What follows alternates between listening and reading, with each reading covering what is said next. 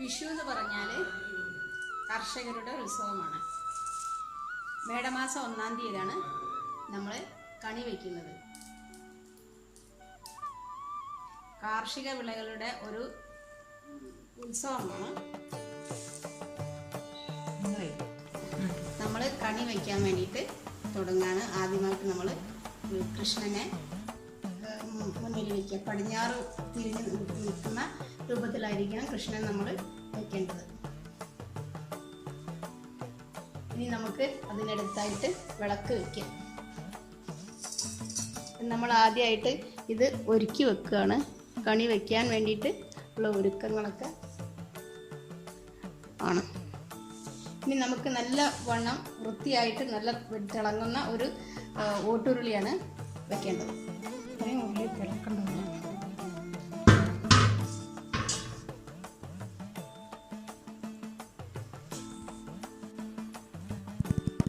അപ്പോൾ നമ്മളെ വീട്ടിലുണ്ടാക്കിയിട്ടുള്ള കാർഷിക വിളകളൊക്കെ നമ്മൾ ഓരോന്ന് അതിൽ അടുക്കി ഒതുക്കി വെക്കുകയാണ് ചെയ്യുക. ആദ്യമായിട്ട് ഉണക്കലരിയാണ് നമ്മളതിൽ വെക്കുന്നത്. ഇത് നടുവിൽ പരത്തി ആദ്യം ഉണക്കലരി പരത്തി വയ്ക്കാം. എന്നിട്ട് അതിൽ നമ്മൾ ഓരോ ഫലങ്ങൾ ഓരോന്നോരോന്ന് അതിലേക്ക് അടുക്കി ഒതുക്കി വെക്കാം. ആദ്യമായിട്ട് നമ്മൾ കണി കാണാനുള്ള വെള്ളരിയാണ് വയ്ക്കുന്നത്.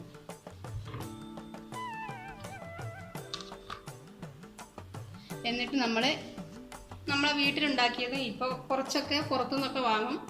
ആദ്യമൊക്കെ എന്ന് പറഞ്ഞാൽ നമ്മളെ വീട്ടിലുണ്ടാക്കിയിട്ടുള്ള സാധനങ്ങൾ മാത്രമായിരുന്നു ഉപയോഗിക്കുന്നത്. ഇപ്പോൾ അങ്ങാടിയിൽ നിന്നൊക്കെ വാങ്ങുന്ന സാധനം, പിന്നെ ആപ്പിള്, മുന്തിരി, ഇങ്ങനെയുള്ള സാധനങ്ങളൊക്കെ പുറത്തുനിന്ന് വാങ്ങുന്നതും നമ്മൾ ഉപയോഗിക്കുന്നുണ്ട്. പഴം. ഇനി നമ്മൾ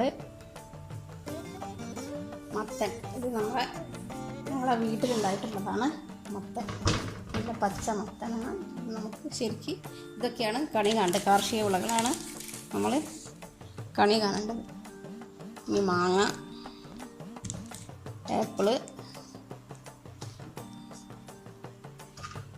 ഓറഞ്ച്,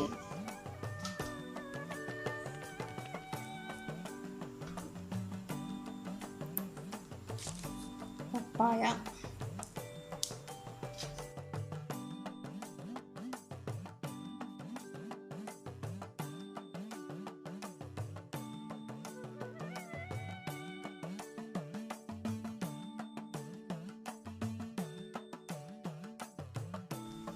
എന്തൊക്കെ കാർഷിക വിളകൾ കിട്ടുമോ അതൊക്കെ നമുക്ക് വെക്കാം, നമ്മളെ വീട്ടിലുണ്ടാകുന്നത്.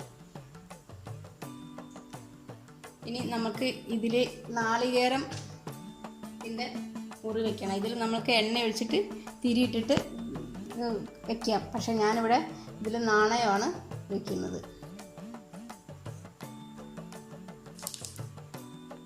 ഇതിൽ രണ്ട് നാണയമാണ് നമ്മൾ വെക്കുന്നത്.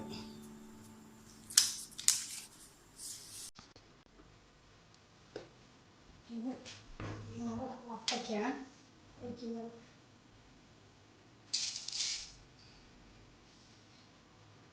പിന്നെ ചക്ക, നമ്മളെ വീട്ടിൽ നിന്ന് ഉണ്ടായ ചക്കയാണ്.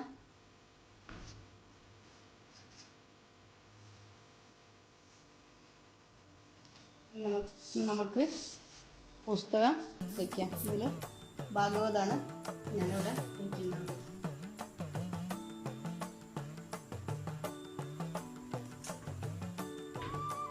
കണി വയ്ക്കുമ്പോൾ നമുക്ക് കണിക്കൊന്നയാണ് ഏറ്റവും പ്രാധാന്യം.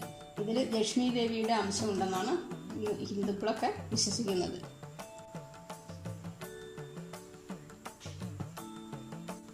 ഇനി 6 മുള കണ്ണാടിയാണ് വെക്കേണ്ടത്. എൻ്റെ അടുത്ത് ഈ കണ്ണാടിയാണുള്ളത്, അതുകൊണ്ട് ഞാൻ ഇത് വയ്ക്കാം.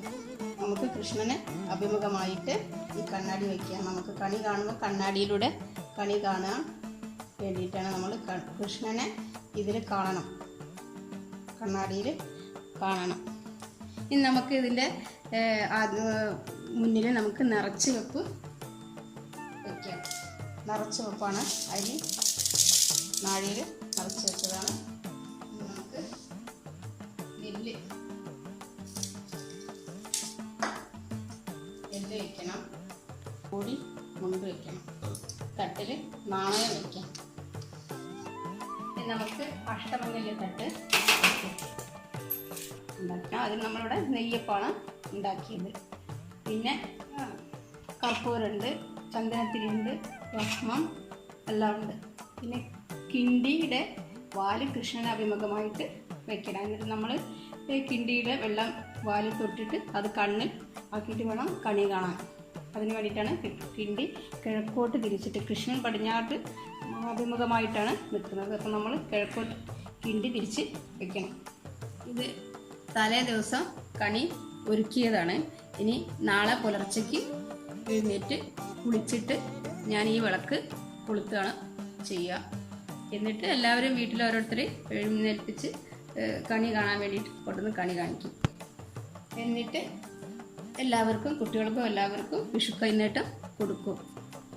ഈ കൊല്ലം കാണുന്ന കണിയുടെ ഫലമാണ് ഈ ഒരു വർഷം നമുക്ക് ഉണ്ടാവുക. അതുകൊണ്ട് നമ്മൾ വളരെ സമ്പൽ സമൃദ്ധമായിട്ട് എല്ലാ വിഭവങ്ങളും വെച്ചിട്ട് കൃഷ്ണനെ കാണുകയാണ് സാധാരണ ചെയ്യാറ്. അത് ഏറ്റവും ഭംഗിയായിട്ട് കാണാൻ വേണ്ടിയിട്ടാണ് നമ്മളിതെല്ലാം ഒരുക്കുന്നത്.